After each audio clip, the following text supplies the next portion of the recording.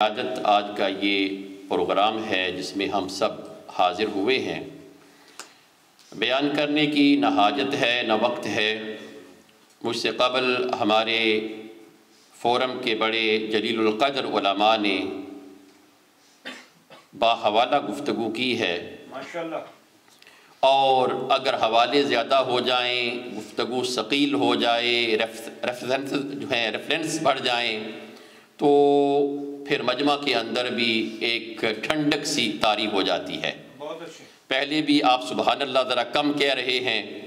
میں چاہتا ہوں کہ حضرت علامہ حافظ و قاری محمد صابر علی صابر صاحب کی پرجوش گفتگو سے پہلے آپ کے اندر بھی وہ حرارتیں عود آئیں جو کہ اہل سنت کے مجمع کے اندر ہوتی ہیں۔ سبحان اللہ۔ حضور نبی کریم رؤوف الرحیم صلی اللہ علیہ وسلم خاتم الانبیاء والمرسلین ہیں۔ آپ پہ نبوت کا اختتام ہے، رسالت کا اختتام ہے، اور تمام ادیان جو انہوں نے احکامات پیش کیے ان کا خلاصہ کتاب ہدایت کی صورت میں میرے اور آپ کے آقا صلی اللہ علیہ وسلم پر نازل ہوئی، تو یہ کتابوں کو ختم کرنے والی ہے۔ میرے نبی کی نبوت تمام نبوتوں کو ختم کرنے کا مطلب یہ نہیں کہ ان کی نبوتیں ختم ہو گئیں، یعنی کہ اب نیا کوئی نبی نہیں آئے گا۔ یہ بھی تو مسئلہ آپ کو معلوم ہی ہے کہ جس کو ایک بار رب تعالیٰ نے نبی بنا دیا، رسول بنا دیا، وہ قیامت اور قیامت کے بعد بھی نبی اور رسول ہی ہے۔ یہ مسئلہ تو ذہن میں ہے نا؟ اس لیے جو یہ وہم ڈالتے ہیں جی نیا نبی، آپ کہتے ہیں نہیں آئے گا، جناب عیسیٰ علیہ السلام آئیں گے، تو ہم کہتے ہیں وہ سابقہ نبوت کے ساتھ آئیں گے، وہ تو پہلی نبی ہیں۔ ہم یہ کہتے ہیں کہ محمد رسول اللہ صلی اللہ علیہ وسلم کے بعد کوئی نیا نبی اور رسول نہیں آئے گا۔ ان سے پہلے تو آئے ہیں، وہ تو ہم مانتے ہیں، وہ جب بھی آئیں گے اسی نبوت کے ساتھ آئیں گے، اسی رسالت کے ساتھ آئیں گے، نئی نبوت کے ساتھ نہیں آئیں گے۔ سبحان اللہ۔ ایک بات تو یہ ہے۔ دوسری بات یہ ہے کہ جب حضور نبی کریم صلی اللہ علیہ وسلم پر اخلاق کی تکمیل ہو گئی، احکامات کی تکمیل ہو گئی، نبوت اور رسالت یہاں آ کے ختم ہو گئے، تو گویا تمام وہ جو مقصود الہی تھا، اللہ تعالیٰ کا جو مقصد تھا، اللہ تعالیٰ نے وہ سارا جو مقصود ہے وہ اپنے اس آخری نبی کو عطا کر دیا۔ سبحان اللہ، سبحان اللہ۔ اب جو دنیا کے اندر جتنی بھی برانچز پھیلنی تھیں، شاخیں پھیلنی تھیں، اخلاقیات کے حوالے سے، علم کے حوالے سے، باطنی فیض کے حوالے سے، ظاہری تعلیمات کے حوالے سے، وہ سارے کا سارا جو منبع ہے اور جو وجود ہے اور جو سرچشمہ ہے وہ محمد رسول اللہ صلی اللہ علیہ وسلم ہیں۔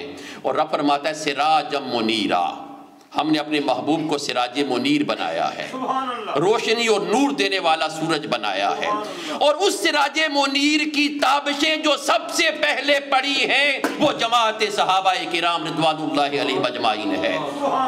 تھوڑی بات کو جلدی میں سمجھیں کہ آفتاب نبوت کی تابشیں اور آپ کی روشنی اور آپ کا نور سب سے پہلے جس نے فیض اٹھایا ہے وہ ابو بکر صدیق ہیں، عمر فاروق ہیں، عثمان ہیں، حضرت علی ہیں رضی اللہ تعالی عنہم، اور باقی سارے صحابہ کرام رضوان اللہ اجمعین ہیں۔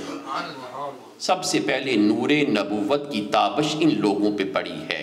جتنا بھی خیر کا ذکر آیا، جتنا بھی نیکی کا ذکر آیا، جتنے بھی ایمان والوں کی صفات کا ذکر آیا، سب سے پہلا مصداق جماعت صحابہ رضوان اللہ علیہ مجمعین ہیں۔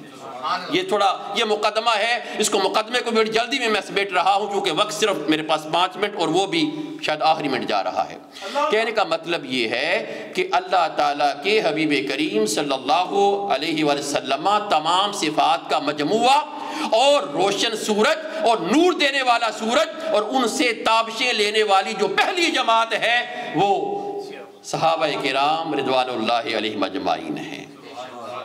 اب یہ ہے کہ جس کو سب سے زیادہ فیض ملا، ظاہر ہے کہ جب آپ یہ کہتے ہیں نا، ابھی ہمارے صاحب بات کر رہے تھے کہ حضور نبی کریم صلی اللہ علیہ وسلم کی ذات انور پر سب سے بڑی دلیل صحابہ میں وہ ابو بکر صدیق رضی اللہ تعالیٰ عنہ ہیں۔ اس کا مطلب یہ ہوا کہ ان پہ تابش بھی زیادہ آئی ہے، ان کو فیض بھی زیادہ ملا ہے، ان کو معیت بھی معیت خاص ملی ہے، ان کو صحبت بھی صحبت خاص ملی ہے۔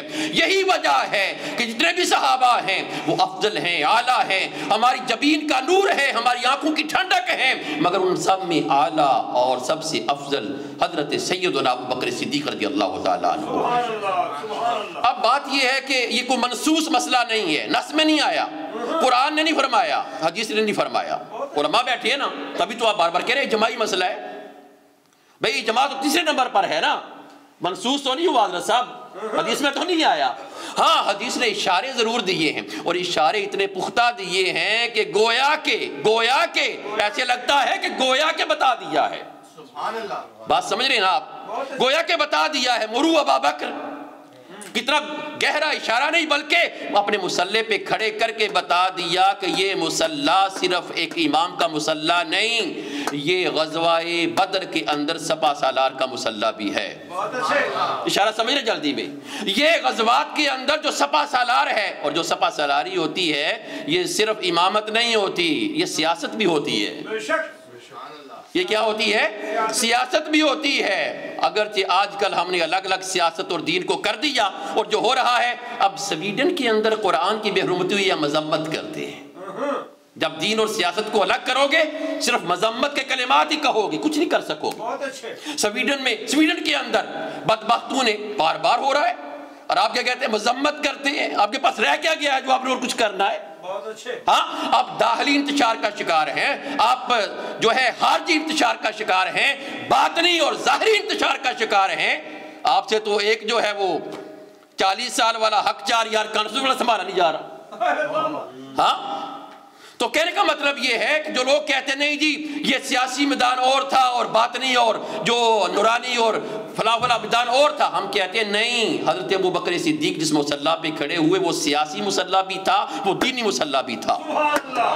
وہ منبر سیاسی بھی تھا، وہ دینی بھی تھا، کیونکہ میرے آقا نے کبھی بھی سیاست اور دین کی تفریق نہیں فرمائی۔ جس مصلی پہ نمازیں پڑھانے کا حکم جناب ابو بکر صدیق کو دیا، بتایا کہ سیاست بھی ان کے حوالے ہے اور دین کے سارے تقاضے بھی ان کے حوالے ہیں۔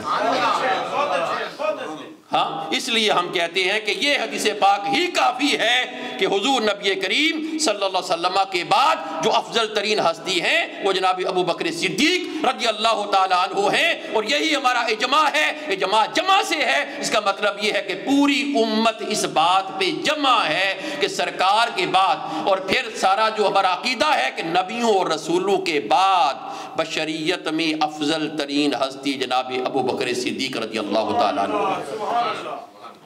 تو بس میں نہ مقدمہ پورا کر سکا اور نہ آگے کو جو ہے اس کی جزیات نکال سکا، جلدی میں بات کر دی ہے، لیکن میں شعر پہ اختتام کرنا چاہتا ہوں کہ پروانے کو چراغ، بلبل کو پھول بس، سبحان اللہ سبحان اللہ۔ ما ابقیت لأہلک، ابو بکر بتاؤ گھر والوں کے لیے کیا چھوڑ کے آئے؟ پروانے کو چراغ، بلبل کو پھول بس، صدیق کے لیے ہے خدا کا رسول بس۔ وآخر دعوانا الحمدللہ۔ نعرہ تکبیر۔